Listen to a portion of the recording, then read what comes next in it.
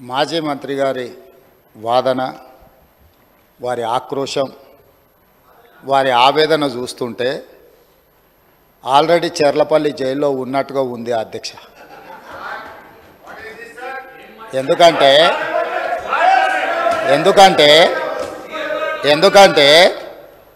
Judicial enquiry order ఇచ్చినప్పుడు judicial enquiry order ఇస్తామని మేము అనలేదు అధ్యక్ష.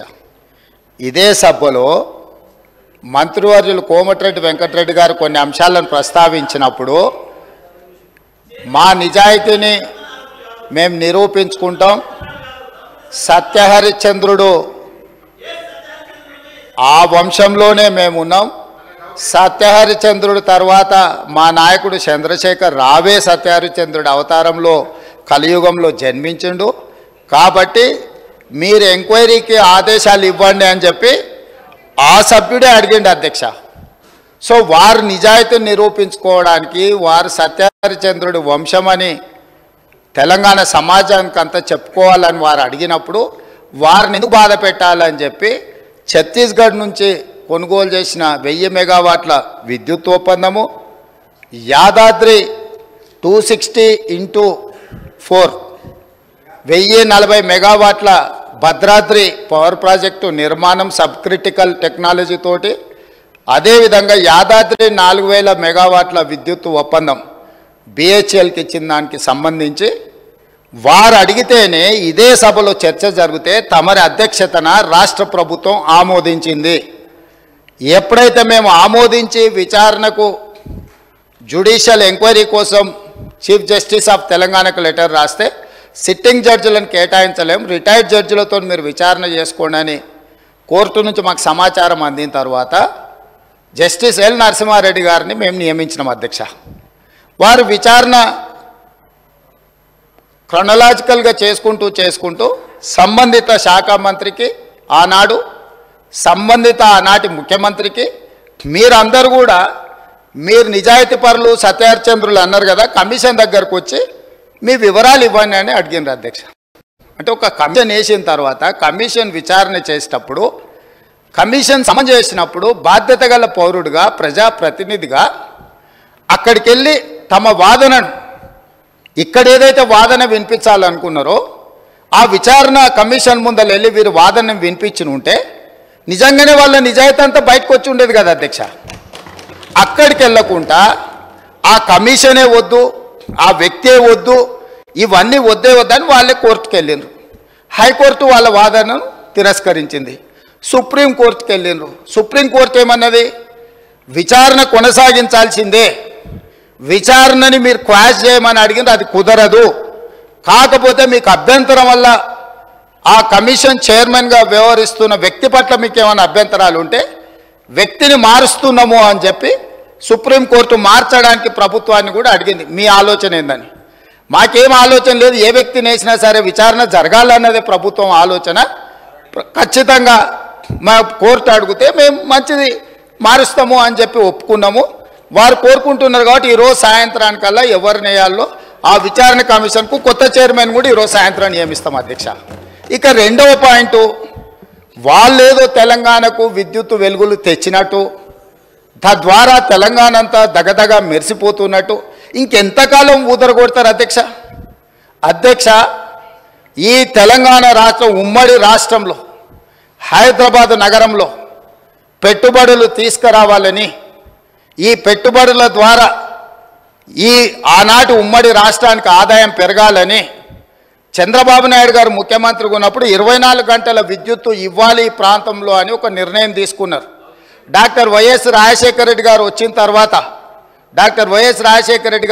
తర్వాత దాన్ని ఇంకా విస్తరించి ఐటీ కంపెనీలకు కానీ హైదరాబాదు నగరానికి కానీ ఒక్క క్షణం కూడా విద్యుత్ కోతలు ఉండడానికి వీల్లేదు అని ఆనాడు తీసుకున్న నిర్ణయాల వల్ల నిరంతర విద్యుత్తు సరఫరా జరగడం వల్ల ఐటీ కంపెనీలు, ఫార్మా కంపెనీలు, hotel industry, food industry, sports అన్నీ నగరానికి వచ్చి ఈ నగరంలో ఒక అంతర్జాతీయ ఎయిర్పోర్టు, ఒక ఔటర్ రింగ్ రోడ్డు, హైటెక్ సిటీలు రావడం వల్ల హైదరాబాద్ నగరం విశ్వనగరంగా అవతరించి ఈనాడు తెలంగాణ రాష్ట్రానికి వస్తున్న ఆదాయంలో అత్యధిక భాగము ఆనాడు కాంగ్రెస్ పార్టీ యూపీఏ 1 యూపీఏ 2లో తీసుకున్న నిర్ణయాల వల్ల ఈ నగరానికి ఆదాయం పెరిగింది. కానీ రాష్ట్ర విభజన జరిగినప్పుడు విభజన నియమావళి ప్రకారం ఆస్తులు అప్పులు జనాభా దామాష ప్రకారం పంచుకోవడానికి చట్టంలో అవకాశం ఉంది అధ్యక్ష. దాని ప్రకారమే 42% జనాభా ఉన్న తెలంగాణకు 42% అప్పులు, అదేవిధంగా 58% జనాభా ఉన్న ఆంధ్రప్రదేశ్కి 58% అప్పులు ఆస్తులు పంపకాలు జరిగినాయి. కానీ విద్యుత్తులో మధ్యప్రదేశ్ విడిపోయినప్పుడు, జార్ఖండ్ మధ్యప్రదేశ్ నుంచి విడిపోయినప్పుడు, బీహార్ మధ్యప్రదేశ్ నుంచి కొంత ప్రాంతం విడిపోయినప్పుడు స్పష్టంగా ఛత్తీస్గఢ్, జార్ఖండ్ ఇవన్నీ రాష్ట్రాలు ఏర్పడినప్పుడు ఒక సమస్యను ఎదుర్కొన్నారు. ఆనాడు దిగ్విజయ్ సింగ్ గారు ముఖ్యమంత్రిగా ఉన్నప్పుడు చట్టంలో ఉన్న అంశం ఏంటంటే విద్యుత్తు ప్రాజెక్టులు ఏ ప్రాంతంలో విద్యుత్తు ఉత్పత్తి చేసే సామర్థ్యం ఉన్నదో అవి ఆ ప్రాంతానికే ఇచ్చేసే విధానం ఉంది చట్టంలో. తద్వారా ఆనాడు మధ్యప్రదేశ్ సీరియస్ పవర్ క్రైసిస్ని ఎదుర్కొన్నది. ఉత్పత్తి చేసేటివేమో కొత్తగా ఏర్పడ్డ రాష్ట్రానికి వెళ్ళిపోయినాయి. వినియోగం మొత్తం మధ్యప్రదేశ్లో ఉండడం వల్ల చాలా తీవ్రమైన విద్యుత్ సంక్షోభాన్ని ఎదుర్కొన్నది. అదే సందర్భంలో ఉమ్మడి రాష్ట్రంలో కిరణ్ కుమార్ రెడ్డి గారు కట్టెపుల్ల పట్టుకొని మొత్తం ఇవన్నీ చెప్పిండు, విడిపోతే తెలంగాణ చీకటి అయిపోతుంది, ఎందుకంటే నియమావళి ఇట్లు ఉన్నది కాబట్టి ఇది అటు పోతుందని. అప్పుడు తక్షణమే తెలంగాణ ప్రాంతం నుంచి పార్లమెంట్ సభ్యులు ఇక్కడనే ఉన్నారు, పొన్నం ప్రభాకర్ గారు, రాజగోపాల్ రెడ్డి గారు, అదేవిధంగా వివేక్ గారు, వీళ్ళందరూ కలిసి నిజంగానే ఈ విధానం వల్ల తెలంగాణకు నష్టం జరుగుతుంది, ఈ ఉత్పత్తి చేసే సామర్థ్యం అంతా ఆంధ్రప్రదేశ్లో ఎక్కువ ఉంది, తెలంగాణలో తక్కువ ఉంది, అందుకే తెలంగాణ ఉద్యమం వచ్చింది కాబట్టి ఈ విధానంతో ముందుకు వెళ్తే తెలంగాణకు నిజంగానే చీకటి రోజులు వస్తాయి, దీన్ని సరిదిద్దాలి అని చెప్పి వీళ్ళందరూ కలిసి ఆనాడు కేంద్ర మంత్రి జైపాల్ రెడ్డి గారి దగ్గర వెళ్ళి కూర్చున్నారు అధ్యక్ష. జైపాల్ రెడ్డి గారు అప్పుడు అందరితో చర్చించి తెలంగాణలో విద్యుత్ రంగ నిపుణులతో మాట్లాడి ఏం చేస్తే బాగుంటుంది అని అంటే ఒక సవరణ తీసుకురావాలి. ఏంది?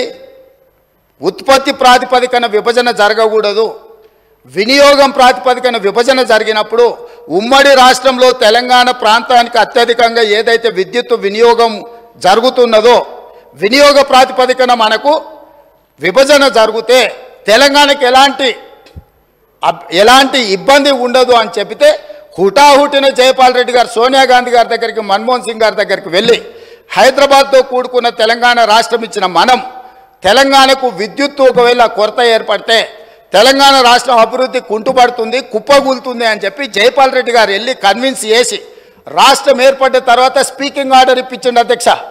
విభజన చట్టంలో లేని, రాజ్యాంగంలో లేని ప్రత్యేకమైన మినహాయింపు ఒక్క తెలంగాణ రాష్ట్రానికి ఆనాడు ఇక్కడ ఉన్న ఎమ్మెల్యేలు ఆనాడు ఎంపీలుగా పోయి జైపాల్ రెడ్డి గారితో మాట్లాడితే జైపాల్ రెడ్డి గారు కేంద్ర మంత్రిగా ప్రధానమంత్రి మన్మోహన్ సింగ్ గారిని, యూపీఏ చైర్పర్సన్ సోనియా గాంధీ గారిని ఒప్పించి వినియోగం ప్రాతిపదికన 53.46% అంటే దాదాపుగా 54% తెలంగాణ రాష్ట్రానికి, 46% ఆంధ్రప్రదేశ్ రాష్ట్రానికి. వాస్తవంగా ఉత్పత్తి సామర్థ్యం ప్రకారం చూసుకుంటే 36% తెలంగాణలో ఉండే, 64% ఆంధ్రప్రదేశ్లో ఉండే. విభజన చట్టం ప్రకారం తెలంగాణకు 36% వచ్చే విధంగా, ఆంధ్రప్రదేశ్కి 64% వచ్చే విధంగా ఉంటే జైపాల్ రెడ్డి గారు తీవ్రమైన కృషి చేసి తెలంగాణ రాష్ట్రానికి 53.46% ఇప్పించి కేంద్ర ప్రభుత్వం నుంచి ఆదేశాలు ఇప్పించి ఆనాడు తెలంగాణ రాష్ట్రాన్ని చీకట్ల నుంచి కాపాడింది అధ్యక్ష. ఇక్కడ కూర్చున్న వాళ్ళు పొంకనాలు కొడుతున్నాడు ఎవడేం చేయలే. అదేవిధంగా ఆనాడు నేను తెలుగుదేశంలో ఉన్న ఎమ్మెల్యేగా ఇదే సభలో ఇక్కడనే చంద్రశేఖరరావు గారు ముఖ్యమంత్రిగా ఉంటే అక్కడ ప్రతిపక్ష నాయకుడిగా విద్యుత్తు మీద చర్చ జరిగింది. ఆనాడు సమాధానం చెప్పలేక తెలంగాణకు చీకటి రోజులని పేపర్లు కింద కొట్టి ఆనాడు స్పీకర్ గారికి ఇక్కడి నుంచి హుకుం జారీ చేసి మార్షల్స్ను పెట్టి నా నీడ్చి బయటపడేపించింది అధ్యక్ష. రికార్డులు తీయండి. 2014-15 సందర్భంగా ఆనాడు ఇదే సభలో జరిగిన చర్చలో చంద్రశేఖరరావు గారు ఏ విధంగా సభను తప్పుదో పట్టిస్తుండు, ఏ విధంగా ప్రజల్ని మభ్యపెడుతుండు, ఏ రకంగా కాంగ్రెస్ పార్టీ ఆ రోజు నేను తెలుగుదేశంలో ఉన్నా నేను స్పష్టంగా చెప్పిన ఆ రోజు రికార్డులు తీయండి అధ్యక్ష, మీరు సభను వాయిదా వేయండి, అవసరమైతే రికార్డులు తీద్దాం. నేను ఆ రోజు చెప్పిన సోనియా గాంధీ గారి దయ వల్ల, జైపాల్ రెడ్డి గారి కృషి వల్ల తెలంగాణ రాష్ట్రానికి విద్యుత్ సంక్షోభం నుంచి గట్టెక్కింది. నేను తెలుగుదేశం ఎమ్మెల్యేగా ఉన్నా వాస్తవాలను చెప్పాలి అని చెప్పి అక్కడి నుంచి నేను తెలుగుదేశం ఎమ్మెల్యేకి ఈ సభలో మాట్లాడితే ఈ సభ్యుడు వాళ్ళని పొగడతాడా, మార్షల్స్ని పెట్టి ఈడ్చి బయట పడేయండి, నన్ను ఈడ్చి బయట పడేపించిండు అధ్యక్ష.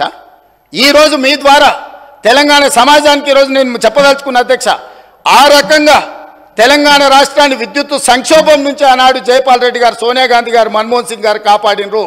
ఆ తర్వాత ఉమ్మడి రాష్ట్రంలో తీసుకున్న నిర్ణయాల వల్ల భూపాలపల్లిలో ఉన్న 1200 మెగావాట్లు కానీ ఇతర ప్రాంతాలలో ఆనాడు ఉమ్మడి రాష్ట్రంలో ప్రారంభించిన పవర్ ప్రాజెక్టులు తెలంగాణ రాష్ట్రం వచ్చిన తర్వాత ఉత్పత్తిలోకి వచ్చినాయి. కాబట్టి అడిషనల్ పవర్ మొత్తం మనకు యాడ్ అవ్వడం వల్ల తెలంగాణలో విద్యుత్ సంక్షోభాన్ని నుంచి మనం బయటపడ్డాం అధ్యక్ష. ఇవాళ నేను సూటిగా సవాలు విసురుతున్నా. ఆనాడు 7000 చిల్లర మెగావాట్లు ఉంటే మేము 19,000 చిల్లరకి తీసుకెళ్ళినామని. ఎవరు అధ్యక్ష? వీళ్ళ తాతలు ఏమన్నా ఉత్పత్తి చేసిరా, వీళ్ళేమన్నా చేసిరా? సోలార్ పవర్ ప్రాజెక్టులో 5,600 మెగావాట్లు ఈరోజు చెప్పుకుంటారు కదా. ప్రైవేటు పెట్టుబడులు ప్రైవేట్ వాళ్ళు తీసుకొచ్చి పెట్టింది అధ్యక్ష. రాష్ట్ర ప్రభుత్వానికి అనాపైసా సంబంధం లేదు. 10 సంవత్సరాలు వీళ్ళ ఏలుబడిలో సోలార్ పవర్ ఓన్లీ 1 మెగావాట్ అధ్యక్ష. సిగ్గు లేకుండా ఇంకా కూడా మేము విద్యుత్తును ఉత్పత్తి చేసామని అబద్ధాలు చెప్పి సభను తప్పుదోవ పట్టించే ప్రయత్నం చేస్తున్నారు అధ్యక్ష. అదేవిధంగా అధ్యక్ష, ఇవాళ బిహెచ్ఎల్కు మేము నామినేషన్ బేస్ మీద ఇచ్చినాం. గవర్నమెంట్ టు గవర్నమెంట్ ఇస్తే కమిషన్లు వస్తాయా?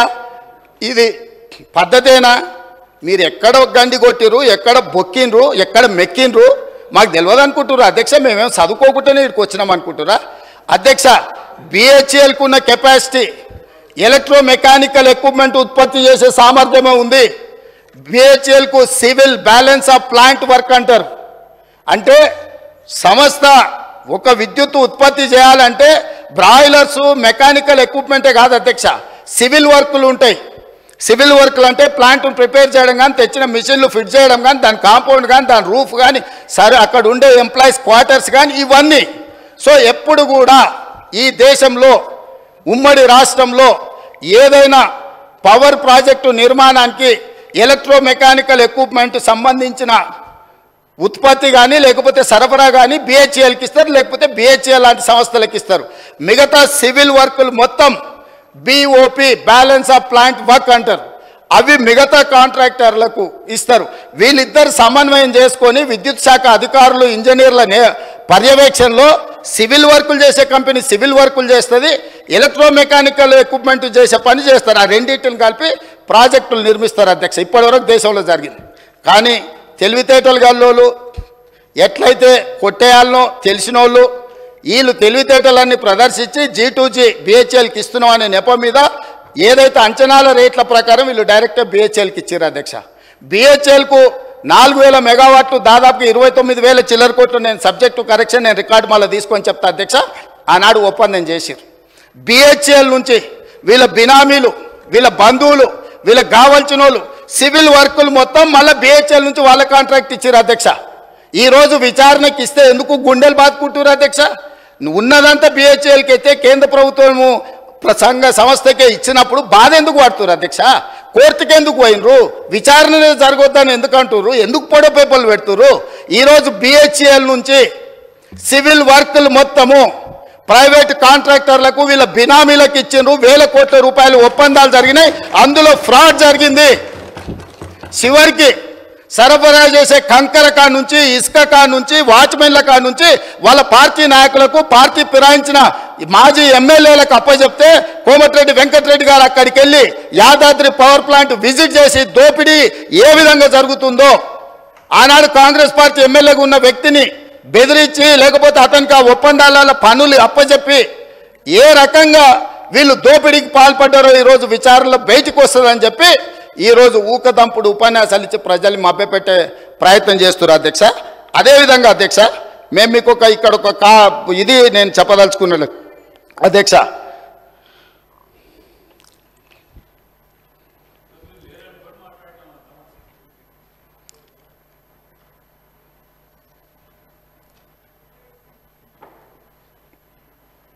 $2,400 మెగావాట్ల పవర్ ప్రాజెక్ట్ టెండర్ పిలిస్తే BHEL Korean company, BHEL company, ఇంకొక కంపెనీ టెండర్లో పార్టిసిపేట్ చేసింది అధ్యక్ష. జార్ఖండ్లో 18% లెస్. సేమ్ తెలంగాణలో ఏ తారీఖు నాడైతే అంచనా రేట్లకు తెలంగాణ ప్రభుత్వం బిహెచ్ఎల్కు కాంట్రాక్ట్ ఇచ్చిందో సేమ్ సమయంలో నేను తారీఖు కూడా మీకు చెప్తా అధ్యక్ష. 2017 అధ్యక్ష, July 18, 2017 సేమ్ సందర్భంలో జార్ఖండ్ ప్రభుత్వము క్లియర్గా 2400 మెగావాట్ల విద్యుత్తు ఉత్పత్తి చేసే టెండర్ పిలిస్తే సూపర్ క్రిటికల్ టెండర్ మీద వాళ్ళు టెండర్ పిలిస్తే బిహెచ్ఎల్ దుసాన్ అనే కొరియన్ కంపెనీ ఎల్ఎన్టీ కంపెనీ 3 టెండర్ల కాంపిటీషన్లో పాల్గొన్నాయి అధ్యక్ష. ఇదే బిహెచ్ఎల్ 18% లెస్ కోట్ చేసి ఆ వర్క్ తీసుకున్నది అధ్యక్ష. ఈరోజు టెండర్ జరిగితే బిహెచ్ఎల్ కాంపిటీట్ చేసి జార్ఖండ్ రాష్ట్రంలో 18% లెస్లా సూపర్ క్రిటికల్ 2400 మెగావాట్ల పవర్ ప్రాజెక్టు టెండర్ అక్కడ తగ్గించుకుంటే ఇక్కడ రేట్లకు వీళ్ళు ఒప్పందం చేశారు. అంటే 18% లెస్లో తెలంగాణలో వర్కులు చేయడానికి అవకాశం ఉన్న పవర్ ప్రాజెక్టును 4000 మెగావాట్ల విద్యుత్ పవర్ ప్రాజెక్టును బిహెచ్ఎల్కి అప్పచెప్పి ఏం చెప్పిండ్రు అధ్యక్ష? ఆ రోజు 2.5 సంవత్సరాలలో తెలంగాణలో విద్యుత్ ఉత్పత్తి చేసేది ఉన్నది కాబట్టి మేము బిహెచ్ఎల్కి ఇచ్చినామన్నారు. 9 ఏళ్ళు అయింది అధ్యక్ష టెండర్ ఇచ్చి. 9 ఏళ్ళైనా ఇంతవరకు ఉత్పత్తి మొదలు కాలేదు అధ్యక్ష. ఆనాడు 7 కోట్లకు పర్ మెగావాట్ విద్యుత్ ఉత్పత్తి చేస్తామని ఒప్పందం చేస్తే ఇవాళ 10 కోట్ల రూపాయలకు పెరిగింది అధ్యక్ష అంచనా.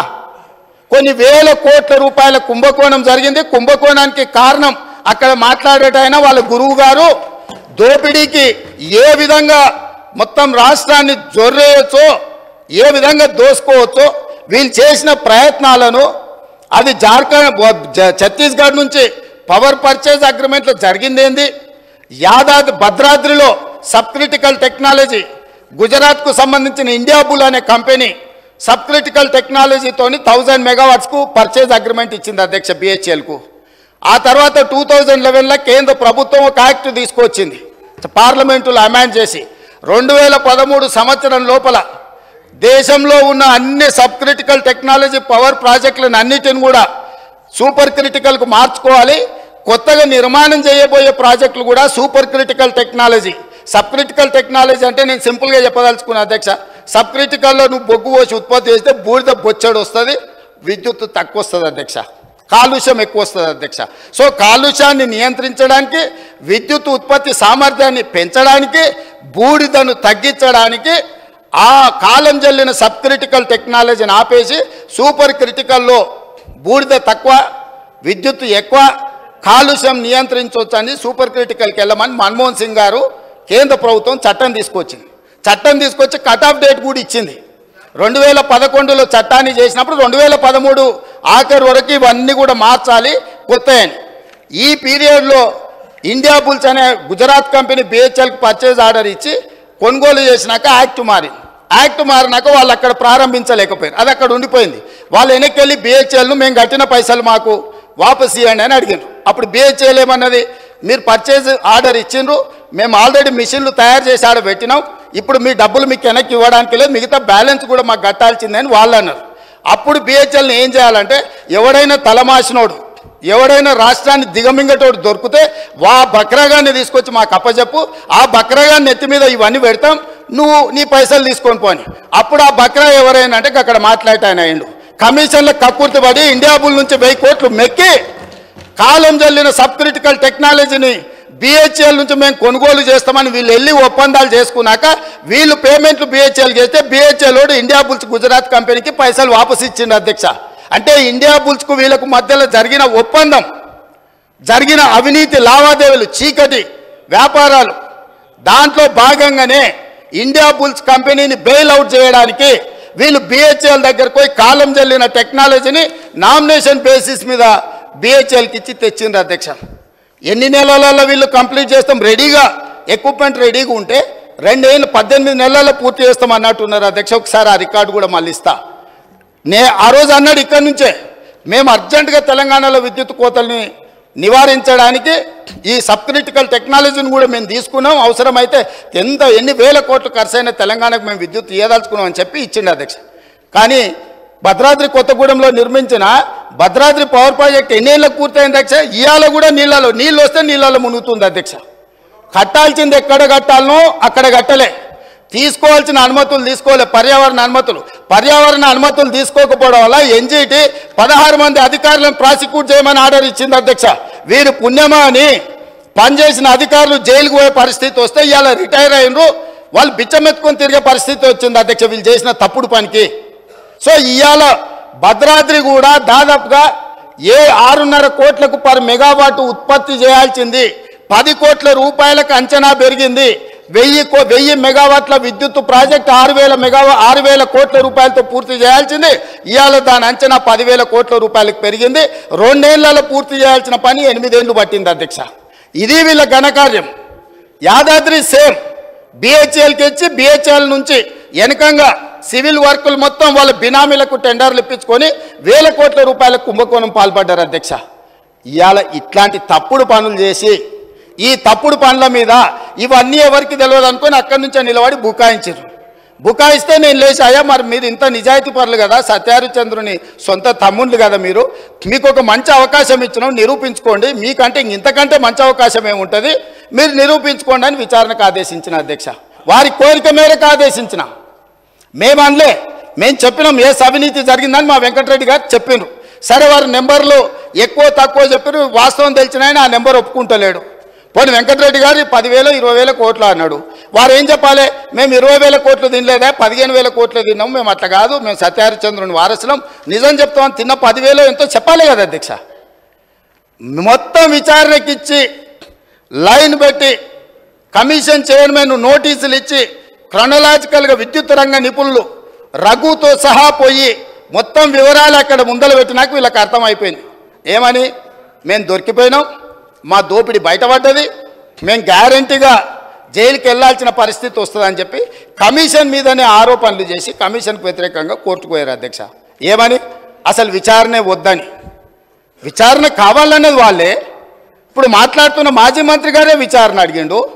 వాళ్ళ మాజీ ముఖ్యమంత్రి గారు నాకు విచారణ వద్దు, ఎందుకంటే సెగ తలగంగానే ఆయన వద్దని కోర్టుకు పోయింది. కోర్టు ఏమన్నది అధ్యక్ష, చివరికి కమిషన్ విచారణ జరగాల్సిందే, మీకు అభ్యంతరం ఉన్న చైర్మన్ గారిని మేము మారుస్తున్నాము అని అన్నాడు.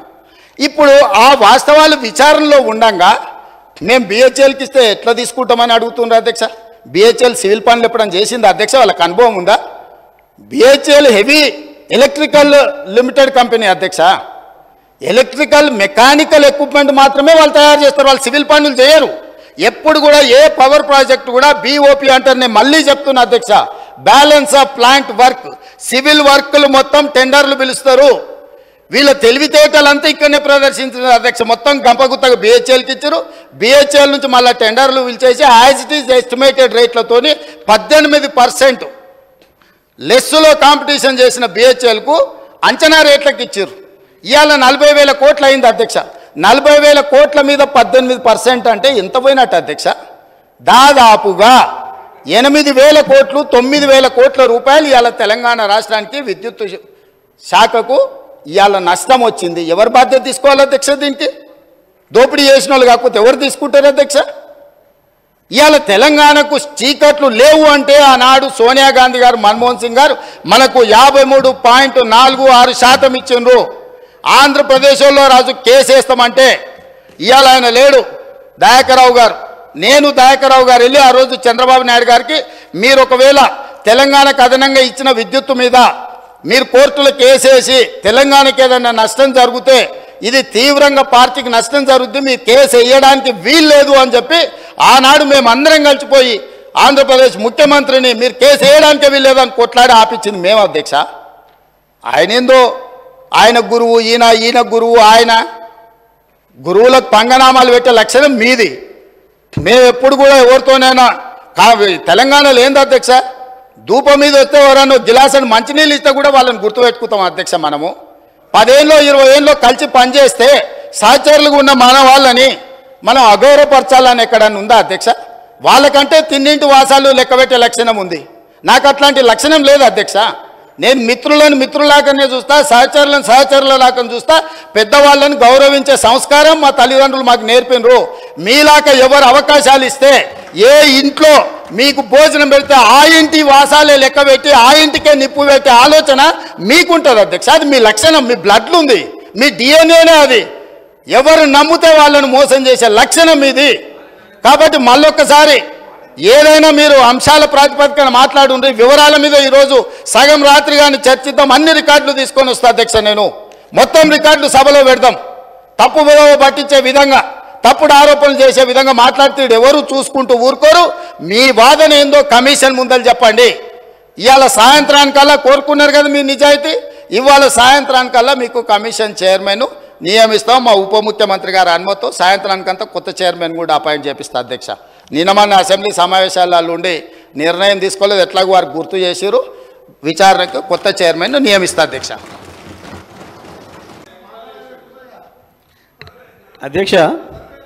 అధ్యక్ష ఇప్పుడు వారు మాట్లాడేదానికి ప్రతి అక్షరానికి నేను మాట్లాడతా. ఈ సమయాన్ని నా జనరల్ సమయాన్ని తీసేయండి. ఇక ఆయన ఉక్రోషం ఏందో నా ఉక్రోషం ఏందో ప్రజలు చూసిరు వాళ్ళ రాష్ట్రంలో. ఎందుకు అంతగానో ఆవేశపడ్డాడో, ఎందుకు మళ్ళీ జైలు జీవితం గుర్తు చేసుకుంటున్నాడో. చెర్లపల్లి జైలు జీవితం వారికి అనుభవం కాబట్టి మళ్ళీ మళ్ళీ గుర్తు చేసుకుంటున్నట్టున్నాడు పాపం. మళ్ళీ ఎట్లా గాడికే వస్తా అనుకుంటున్నాడు ఏమో, మళ్ళీ అక్కడికే వస్తా అనుకుంటున్నాడు, గుర్తు చేసుకుంటున్నాడు. అధ్యక్ష మా జ్ఞాపకాలు మాకుంటాయి, వారి జ్ఞాపకాలు మాకుంటాయి. నాకు కూడా చెంచల్గూడ జైలు గుర్తుంది అధ్యక్ష. నాకు కూడా మీరాగురిగా నేను చెప్తా కానీ వాళ్ళందరికీ నాకు కూడా చెంచల్గూడ గుర్తుంది అధ్యక్ష. ఎందుకంటే తెలంగాణ ఉద్యమం కొరకు జైలు పోయిన అనుభవాలు. ఆయనకు చెర్లపల్లే గుర్తుంటుంది అధ్యక్ష, ఆయనకు అదే గుర్తుంటుంది అధ్యక్ష. పాపం మళ్ళీ యాద్ చేసుకుంటున్నాడు అధ్యక్ష. ఎంత క్రోషంగా మాట్లాడిండు, ఎందుకు కూర్చోరాదు, ఎందుకు లేదు అధ్యక్ష వారు గొప్పలు చెప్తారు. సూర్యాపేట రైస్ మిల్లులో దొంగతనం చేస్తే సూర్యాపేట మిల్లర్స్ పట్టుకొని సూర్యాపేట రైస్ మిల్లులో ఎవరిని చెట్టుకు కట్టేసిరో కూడా సూర్యాపేటలో చిన్న పిల్లగాన్ని నిక్కరేసుకున్న పిల్లగాన్ని అడిగినా చెప్తారు అధ్యక్ష. మిగతా వివరాలు మా వెంకటరెడ్డి గారికి ఒక 2 నిమిషాలు సమయం ఇస్తే వాళ్ళది ఎంత గొప్ప చరిత్రనో ఎప్పుడెప్పుడు ఏమేం చేసిరో తాతలు ముత్తాతల నుంచి మొత్తం లెక్క చెప్తాడు అధ్యక్ష.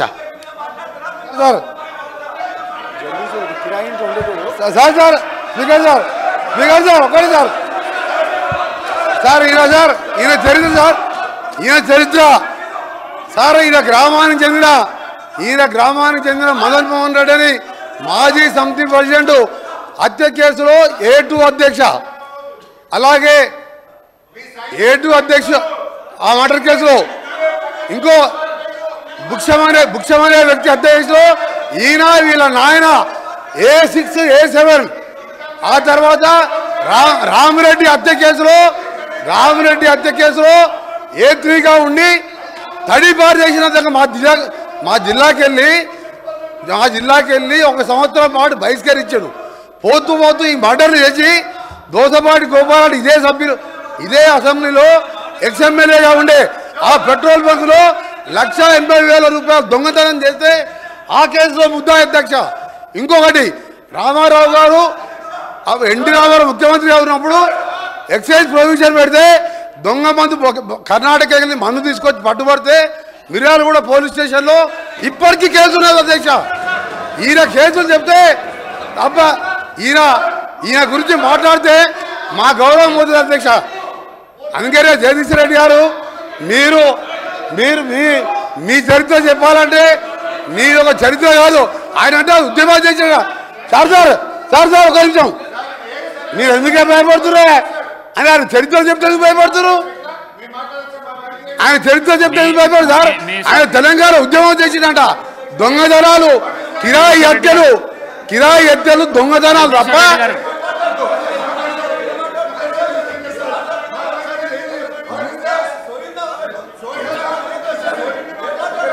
జగదీశ్వర్ రెడ్డి గారు మీరు వెళ్ళండి ప్లీజ్ కౌశిక్ రెడ్డి గారు మీరు వెళ్ళండి డాక్టర్ సాబ్ మీరు వెళ్ళండి 50 కోట్లకు అమ్ముకున్నాడు పిసిసి ప్రెసిడెంట్ అని చెప్పారు. 50 కోట్లకు పిసిసి ప్రెసిడెంట్ అమ్ముకున్నాడు. 50 కోట్లకు పిసిసి ప్రెసిడెంట్. జగదీశ్వర్ రెడ్డి గారు దయచేసి అధ్యక్ష జగదీశ్వర్ రెడ్డి గారు ఆయన మాట్లాడిన ప్రతి అక్షరం రికార్డు నుంచి తీసేయాలి మీరు దయచేసి. లేదు నేను కట్టుబడున్నా సార్. ఒక్కటే నిమిషం నేను చెప్తున్నా. లేదు నేను ఛాలెంజ్ చేస్తా ఉన్నా. ఆయన చెప్పిన దాంట్లో ఆయన నన్ను గురించి ఏదైతే వ్యక్తిగతంగా మాట్లాడిండో, ఏదో తడిపారు చేసినని, ఏదో లెక్కర్ కేసులో ఉన్నాని, అందులో ఒక్కటి రికార్డు చూపించినా నేను ఇదే సభలో ముక్కు నేలకు రాసి రాజీనామా చేసిపోతా, రాజకీయాలకు రాను. ఆయన ముఖ్యమంత్రి ఇద్దరు చేయాలి, ముక్కు నేలకు రాయాలి, రాజీనామా చేయాలి ఇద్దరు. ఒకటి నిరూపించకపోయినా నేను దానికి సిద్ధంగా ఉన్నా. మరొకసారి చెప్తున్నా, ఆయన మాట్లాడిన దాంట్లో ఒక్క దాంట్లోనైనా నిరూపించకపోతే ఆయన ముఖ్యమంత్రి ఆయన ఇద్దరు 3 నెలలకు రాసి రాజీనామా చేసిపోవాలి రాజకీయాల నుంచి. నేను అడిగున్నా దీని మీద నిలబడాలి అధ్యక్ష, దీని మీద నిలబడాలని చెప్తా ఉన్నా. అయితేనేమో రికార్డు నుంచి తీసేయండి ఈ చెత్తగాళ్ళ మాటలు, ఈ చెత్త మాటల్ని. లేదు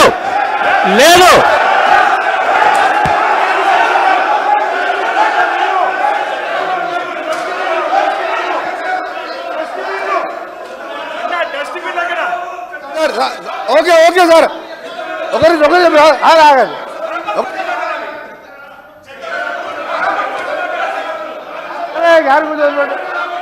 సార్ మా గౌరవ సభ్యుడు చెప్పినట్టు నేను చెప్పిన మర్డర్ కేసులలో అతని పేరు 16 నేను చెప్పినట్టు మర్డర్ కేసులలో ఆయన కోర్టు చుట్టూ 16 సంవత్సరాలు తిరిగిండా లేదా కోర్టు రికార్డులో ఉంటుంది. రెండవది దోసపాటి గోపాల్ అనే మాజీ శాసనసభ్యుడు బర్గులో దొంగతనం కేసు, అలాగే దొంగ మంది అందరూ నేను ఆయన ఛాలెంజ్కు సిద్ధం చేస్తున్నా. ఇది నిరూపిస్తా, లేకపోతే నా మంత్రి పదవికి ఎమ్మెల్యేకి రాజీనామా చేసి బయటికి వెళ్ళిపోతున్నా. ఛాలెంజ్ చేస్తున్నా, రికార్డు ఆపేయండి మీరు సార్ స్పీకర్ సార్, మీరు అర్జెంట్ చేయండి. మీరు నల్గొండ ఎస్పీకి వెళ్ళి రికార్డు తెప్పించుకోండి, హైకోర్టుకి వెళ్ళి తెప్పించుకోండి. 16 సంవత్సరాలు కోర్టు చుట్టూ తిరిగినా 2006లో కేసులు కొట్టేసి మర్డర్ కేసులు ఈయన నాయనపై నేను ఆయన ఛాలెంజ్కి సిద్ధంగా చెప్తున్నాను. రాజీనామా చేస్తా మంత్రి పదవికి, ఎమ్మెల్యేకి. నువ్వు ఇక మొన్న గెలిచిన 2000 3000తో గెలిచినావు, నీ జీవితంలో రావు. నువ్వు మళ్ళీ చదువుకు నీ ఛాలెంజ్ నేను ఒప్పుకుంటున్నా. ఆ రికార్డు చెప్పండి. జగదీశ్వర్ రెడ్డి గారు, అధ్యక్ష 1 మినిట్ చెప్తా. హరీష్ రావు గారు కూర్చోండి. ప్రశాంత్ రెడ్డి గారు ప్లీజ్. ప్రశాంత్ రెడ్డి గారు ప్లీజ్. జగదీశ్వర్ రెడ్డి గారు, మీరు డిమాండ్స్పై చర్చ మాట్లాడితే చర్చ సవాలుగా నడుస్తుంది. మీరు రెచ్చగొట్టే ప్రసంగాలు చేస్తే ఇక్కడి వెళ్ళి కూడా రెచ్చగొట్టే ప్రసంగాలు వస్తాయి. అందుకే దయచేసి డిమాండ్లపైనే మాట్లాడండి. డిమాండ్లపైనే చర్చ మాట్లాడండి. మీరే రెచ్చగొట్టే ప్రసంగాలు చేస్తే ఎట్లా చెప్పండి. అధ్యక్ష ప్రజలు మొత్తం లైవ్ ఇవ్వండి. ప్రజలకి ముఖ్యమంత్రి గారు మాట్లాడింది, ఆయన మాట్లాడింది, నేను మాట్లాడింది ప్రజలు చూసినారు. కానీ మీరు ఈ రిమార్క్స్ చేయడం వల్ల మీ ప్రతిష్ట కూడా భంగం కలిగే అవకాశం ఉంది అధ్యక్ష. ఎందుకంటే నేను డివైడ్ అయినా మీరు మాట్లాడడం అనేది, ఇది న్యాయం కాదు అధ్యక్ష.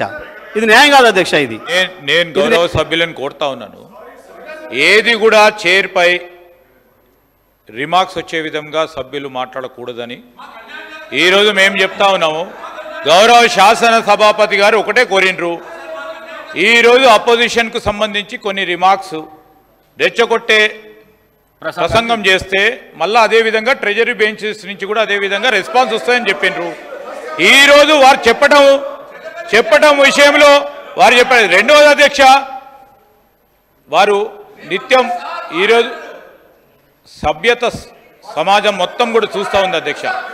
ఈరోజు శాసనసభ్యులందరినీ కూడా పట్టుకొని ఇష్టారాజ్యంగా అడ్డగోలుగా మాట్లాడడం అనేది వారు తప్పకుండా వారు మాట్లాడిన పదజాలాన్ని వెనుక తీసుకోవాల్సిందే, దాని నుంచి రికార్డుల నుంచి తీయాల్సింది అధ్యక్ష. అందరు సభ్యులకు సంబంధించి వారు మాట్లాడటం జరిగింది అధ్యక్ష, ఇది ఉపేక్షించేది కాదు అధ్యక్ష. జగదీశ్వర్ రెడ్డి గారు పర్వాలేదు, ఇట్లా కూడా భయపెట్టిస్తారన్నట్ట. చేసింది మీరు, మీ ముఖ్యమంత్రి గారు ఉపన్యాసం విన్నారు ప్రజలు, మీ మంత్రి ఉపన్యాసం విన్నారు, నాది విన్నారు, ఏం మాట్లాడుతున్నారు? జగదీశ్వర్ రెడ్డి గారు సార్ ఏంది భయపడిస్తా ఉన్నారా సార్? నేను భయపడియలేదు అధ్యక్ష. నేను భయపడితే వారు భయపడేవారు కాదు, కాదు అధ్యక్ష. నేను సభకు సంబంధించిన సాంప్రదాయాల విషయంలో మాట్లాడినా, చాలా స్పష్టంగా మాట్లాడినా. ఎవరు భయపడించిన అధ్యక్ష? ఇక్కడ ఎవరెవరికి భయపడేది లేదు. మీరు భయపడరు, మేము భయపడము. ఇది మొత్తం యావత్ రాష్ట్ర ప్రజలకు సంబంధించిన సభ. ఇది ఎవరు భయపడేయాల్సింది ఎవడో వీడు కొడతాడు వాడు కొడతాడని కాదు. దయచేసి సీనియర్ సభ్యులు మాట్లాడుతూ ఉన్నప్పుడు నేను ఈరోజు చెప్తా ఉన్నాను గౌరవనీయులకు, ఈరోజు ఎవరు భయపడక్కర్లేదు సార్ అధ్యక్ష. ఈరోజు ప్రజలు ఉన్నారు, వారే అందరినీ భయపడిస్తారు. ఈరోజు ఎవరిని భయపెట్టించినో చూపెట్టారు. దయచేసి నేను గౌరవ శాసన సభాపతి ద్వారా వారిని కోరుతా ఉన్నాను, ప్లీజ్ కమ్ టు ద సబ్జెక్టుకు సంబంధించిన టెక్నికల్ అంశాలు ఉంటే ఈరోజు వారి ప్రస్తావన చేయమనండి. ఆ ప్రస్తావన తర్వాత సభ్యులు చాలామంది కూడా మాట్లాడేది ఉంది. డిమాండ్స్కి సంబంధించి మేము కూడా మా గౌరవ సహచరుల మంత్రులందరూ కూడా సమాధానం చెప్తారు. డిమాండ్స్ పాస్ కావడానికి అందరినీ కూడా వారిని కూడా కోరటం జరుగుతుంది కనుక దయచేసి సభా సమయాన్ని వృధా చేయకుండా ముందుకు నడపాలని కోరుతా ఉన్నాను. సభ రికార్డులను పరిశీలించి నిర్ణయం తీసుకుంటాను. జగదీశ్వర్ రెడ్డి గారు ప్లీజ్ కంప్లీట్ చేయండి సార్. డిబేట్ కాకండి, డిబేట్ చేయకండి సార్. నేను డిబేట్ చేయడమేం సార్? మీరే చేస్తున్నారు. డిబేట్ చేయడమే సార్, మీరే చేస్తున్నారు. చూస్తున్నారు ప్రజలు, మీరే చేస్తున్నారు.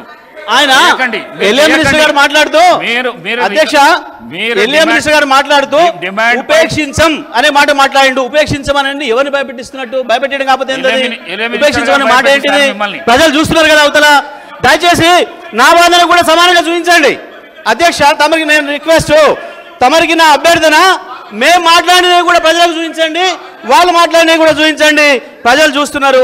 వీరు మాట్లాడిన దానికి, వెంకరెడ్డి గారు మాట్లాడిన దానికి అధ్యక్ష నా పైన 1 కాదు 3 హత్య కేసులు పెట్టిండ్రు. 1 కాదు 3 హత్య కేసులు పెట్టిండ్రు. వాళ్ళే అధ్యక్ష 3 పెట్టిండ్రు. ఇదే కాంగ్రెస్ పార్టీకి సంబంధించిన ఆనాటి శాసనసభ్యుడు మంత్రి. అయినా మూడిట్లో కోర్టు నిర్దోషిగా తేల్చింది. ఇది తప్ప ఆ తర్వాత తెలంగాణ ఉద్యమ సందర్భంగా వచ్చిన కేసులు తప్ప ఇంకా ఒక్క కేసు నా మీద ఉన్నా. ఆయన పెట్రోల్ బంక్ అన్నాడు, మిర్యాల కూడా అన్నాడు. ఈ రెండింటి విషయంలో హౌస్ కమిటీని వేయండి. నేను ఆయన ముఖ్యమంత్రి చేసే ఆరోపణలు కానీ ఈయన ఆరోపణల మీద నేను నిలబడి ఉన్నా. ఇప్పటి కూడా చెప్తున్నా, వాళ్ళు ఈయన చెప్పిన రెండిట్లో ఒక్కటి లేకపోయినా నేను ఇక్కడ ఉన్నా, ఒక్కటి నిరూపితమైనా ఇక్కడి నుంచి అక్కడికి మీ టేబుల్ దనక ముక్కు నీళ్ళకి రేసి రాజీనామా చేస్తే వాళ్ళిద్దరు కూడా పనిచేయాలి. ముఖ్యమంత్రి అండ్ కోమటిరెడ్డి వెంకరెడ్డి ఇద్దరు కూడా పనిచేయాలి. హౌస్ కమిటీ వేయండి ప్లీజ్, మొత్తాన్ని కలిసి తొలగించండి. నేను చెప్తాను దయచేసి, ఇది మంచి పద్ధతి కాదు. కంప్లీట్ చేయండి అధ్యక్ష. నేను మాట్లాడిన మాటలో దయచేసి మరి మీ వాళ్ళు ఎంతవరకు చూపించారో మాకు తెలియదు, మా ఆయన్ని కట్ చేస్తున్నారు ఓకే, కానీ నేను చూపించింది కనుక బయట మొత్తం ప్రజలకు చూపిస్తే నేను మాట్లాడిన దాంట్లో ఒక అక్షరం ఎక్కడైనా తప్పు ఉందా? ఎందుకు ముఖ్యమంత్రి భుజాలు అడుగుకున్నాడు అంత ఆవేశంగా ఉడుకొచ్చిండు బయట నుంచి? దొరికిపోయింది కాబట్టే, మీ దొంగతనం దొరికిపోయింది కాబట్టే భయపడ్డారు తప్ప నేను చెప్పిన ఎస్ మా సారు మా నాయకుడు కేసీఆర్ హరిశ్చంద్రుడే. మీరు అలా సంచులు మోసే చంద్రుడు, వాడు చంద్రుడి సంచులు మోసి జైలు పోయింది నువ్వు. మా నాయకుడు హరిశ్చంద్రుడే. దానిపైన నేను దయచేసి చెప్తా ఉన్నాం అధ్యక్ష, ఇప్పుడు వివిధ సబ్జెక్టుకు సంబంధించిన అంశాలు వస్తే దానిపైన కూడా చర్చ పెట్టని మాట్లాడతాం. కానీ ఈరోజు డిమాండ్ సంబంధించింది మరొకసారి గౌరవ సభ్యులను కోరుతా ఉన్నాం. మరొకసారి గవర్నమెంట్ పరంగా ఉన్న డిమాండ్స్ సంబంధించి వారి సహకారాన్ని కూడా కోరి చెప్తే మిగతా అంశాలపై సబ్జెక్ట్ వేరే మాట్లాడదామంటే వేరే రూపంలో రండి మాట్లాడదాం, దానిపైన కూడా చర్చ చేద్దాం. కానీ ఈరోజు స్పెసిఫిక్గా పవర్కు సంబంధించి ఈ డిమాండ్ సంబంధించి ఫినాన్స్ డిపార్ట్మెంట్ సంబంధించిన డిమాండ్స్ ఉన్నాయి. వారు ముందట ఉన్నప్పుడు సబ్జెక్ట్ మీ దగ్గర ఉంటే సబ్జెక్ట్ పరంగా మాట్లాడండి, సబ్జెక్ట్ లేదు ఇదే విధంగా మాట్లాడదాం అంటే మాట్లాడదాం. దయచేసి జగదీశ్వర్ రెడ్డి గారు ప్రసంగాలు వద్దు, సబ్జెక్టు మాట్లాడండి ప్లీజ్ సార్. దయచేసి డిబేట్ కాకండి సార్. అధ్యక్షుల వారికి నా విజ్ఞప్తిని దండం పెట్టి చెప్తాను మీకు, నేను మాట్లాడింది ఒక అక్షరం సబ్జెక్ట్ ఎక్కడైనా డిబేట్ అయిందా? ముఖ్యమంత్రి వచ్చే వరకు ఈ సభలోకి ముఖ్యమంత్రి వచ్చాక డిబేట్ చేసిండా? నేను డిబేట్ చేసినా? చూపించండి ప్రజలకు, మొత్తం నాది చూపించండి, ఆయన ఆవేశాన్ని చూపించండి, ఆయనకు తోడుగా తందానన్న ఈయన మాటను చూపించండి. మొత్తం రాష్ట్ర ప్రజలు చూస్తున్నారు. దయచేసి మొత్తం ప్రతి అక్షరం కూడా పోవాలి ప్రజలకని చెప్తా ఉన్నా. నేను తమకు విజ్ఞప్తి చేస్తా ఉన్నా అధ్యక్ష. సార్ తీస్తే ముఖ్యమంత్రి గారు మాట్లాడింది ఈయన మాట్లాడింది అక్షరం లేకుండా సభ తీసేయండి, లేదంటే నేను దాని మీద మాట్లాడాల్సిన అవసరం ఉంటుంది తప్పకుండా. దానికి ప్రతి అక్షరాన్ని నేను సమాధానం చెప్పుకోవాల్సిన అవసరం ఉంది. ఈ రాష్ట్ర ప్రజలు ఆయన చూసారు, నాది కూడా చూడాలి, నా సమాధానం కూడా చూడాలి. మరి దయచేసి మీరు అనుమతిస్తేనే మాట్లాడతాను, ఎందుకంటే సభకు అధ్యక్షులు మీరు కాబట్టి మీరు అనుమతిస్తే మాట్లాడతా తప్ప లేకపోతే నేను మాట్లాడలేను. ఎందుకంటే అధ్యక్ష ఇవాళ మాకు ఇక్కడ దూరుడు అక్కడ దూరుడు అలవాట్లేదు అధ్యక్ష. ఈ ఇండియా బుల్స్ ఏందో అమెరికా బుల్స్ ఏందో, ఈ బుల్స్లలో దూరుడు, యాడ్ కమిషన్లు దొరికితే తిరుగుడు, ఇక్కడ ఎవరు బ్లాక్మెయిల్ చేసుడు మాకు తెలియదు అధ్యక్ష. ఆ ఇండియా ఎక్కడనో ఆ బుల్స్ ఎక్కడనో మాకు తెలియదు. వారే పట్టుకొచ్చారు, మరి వాళ్ళ దగ్గర వీరెందుకు పోయినరో దేనికి దొరికిందో బుల్సో వీళ్ళకు అది ఆయనకే ఎరక అధ్యక్ష, సీఎం గారికి ఎరక. ఆ బుల్స్ ఎక్కడ ఉన్నాయో మాకు తెలియదు. ఈ బుల్స్ చోటికి మేము ఎప్పుడు పోం, మాకు అలవాటు లేదు అధ్యక్ష, మాకు అలవాటు లేదు. ఇక కేసీఆర్ గురించి వీళ్ళు మాట్లాడతారు. కేసీఆర్ కాలు గోడి సరిపోతారు అధ్యక్ష వీళ్ళు. తెలంగాణ శ్రీ కె వెంకటరామరెడ్డి గారు, శ్రీ కె వెంకటరామరెడ్డి గారు బీజేపీ, శ్రీ కె వెంకటరామరెడ్డి గారు, నేను ప్రసంగాలు చేయొద్దు అని చెప్పిన, చర్చ చేయమన్నా అయిపోయింది, అది క్లోజ్ అయిపోయింది. మళ్ళీ దాన్ని డివైడ్ చేయొద్దు అంటున్నా నేను మళ్ళీ డివైడ్ చేయొద్దు, చర్చకు రండి అని చెప్తున్నా. చర్చ ఇచ్చిండు, సమాధానం ఇచ్చినాక కూడా మళ్ళీ ఎందుకు సభను గందరగోళపరచనికేనా? మాట్లాడమని, చర్చ మాట్లాడమనండి. జగదీశ్వర్ రెడ్డి గారు సార్ దయచేసి డిమాండ్స్ పై చర్చ చేయండి, డివేట్ కాదండి సార్. అయిపోయింది. దయచేసి ఇక్కడ నుంచి నేను మీకు మళ్ళీ 100 సార్లు దండం పెడుతున్నా. ఆయన వ్యక్తిగతంగా మాట్లాడిన కేసీఆర్ గారి నుంచి మాట్లాడి తీసేయండి, నేను దాని మీద వదిలేస్తా. తప్పకుండా తీసేస్తాను, మాట ఇవ్వండి, నేను ఒప్పుకుంటా. కేసీఆర్ గురించి ముఖ్యమంత్రి మాట్లాడి తీసేయండి.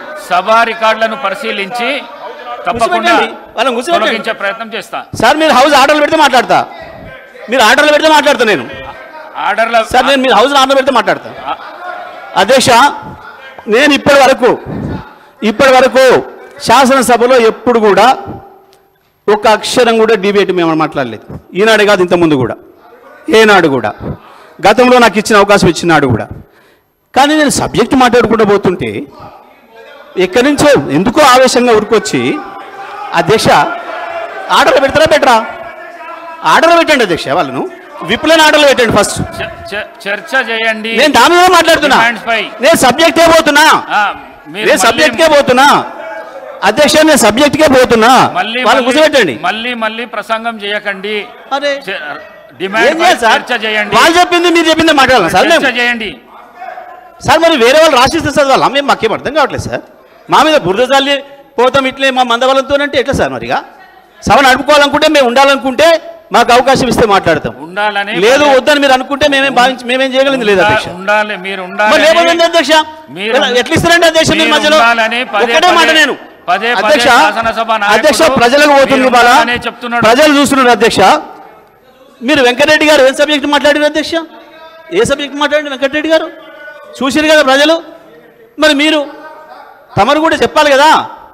వాళ్ళనే ఇష్టం వచ్చినట్టు తిట్టడానికి వాళ్ళ చేతికి ఏమో గొడ్డలు ఇచ్చి మమ్మల్ని నరకమంటారు, మమ్మల్ని మాత్రం బేడీలు వేసేసి మేము చెప్పిందే మాట్లాడమంటే ఇదేం న్యాయం అయితే అధ్యక్ష? ప్రజలు చూస్తున్నారు. దయచేసి మరి సభ హుందాతనాన్ని కూడా కాపాడుకోవాల్సిన అధ్యక్ష బాధ్యత ఉంది అధ్యక్ష మనందరికీ.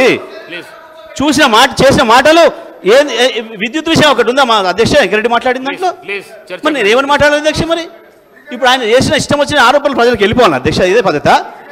ఇట్లయితే సభ హుందాతనం నిలబడుతుంది అధ్యక్ష. తమని నేను అడిగినా మొత్తం అక్షరం లేకుండా దీంట్లో తీసేయండి అని అడిగినా, తీస్తారా తీయరా తమరు చెప్పలే. హౌస్ కమిటీ ఏమని అడిగినా దానిపైన కూడా సమాధానం లేదు. అది చెప్పండి అధ్యక్ష. జగదీశ్వర్ రెడ్డి గారు సార్, మీరు చైర్ను ప్రశ్నించొద్దని ఇంతకు ముందు చైర్ను ప్రశ్నించడం కాదు రిక్వెస్ట్ సార్. చైర్ అభ్యర్థిస్తున్నా అని చెప్పిన, దండం పెట్టి అభ్యర్థిస్తున్నా అని చెప్పిన, నేను దండం పెట్టి అభ్యర్థిస్తున్నా అని చెప్పిన, నేను చైర్ మీద ఆరోపణ అని చెప్పినా నేను. అయినా మీరు చెప్పలేదంటే నేను నా సభలనే మీరు ఈ విధంగా మాట్లాడితే ఎట్లా? నేను సభా రికార్డులను పరిశీలించి నేను తీసేస్తా అని చెప్పినాను. మీరు మళ్ళీ నా మీదనే మీరు ఈ విధంగా మాట్లాడితే ఎట్లా? ప్లీజ్ చర్చ చేయండి మీరు. ప్లీజ్ అధ్యక్ష, ధన్యవాదాలు. అవి తీసేస్తున్నందుకు. తీసేసినా సరే నేను హౌస్ కమిటీ దాని మీద ఇప్పటికి కూడా కట్టుబడి ఉన్నా, ఇబ్బంది లేదు. నేను అడిగిన ఛాలెంజ్ మీద కూడా వాళ్ళకి ధైర్యం ఉంటే రావాలని చెప్పి కోరుతూ దాన్ని ముగిస్తా ఉన్నా అధ్యక్ష.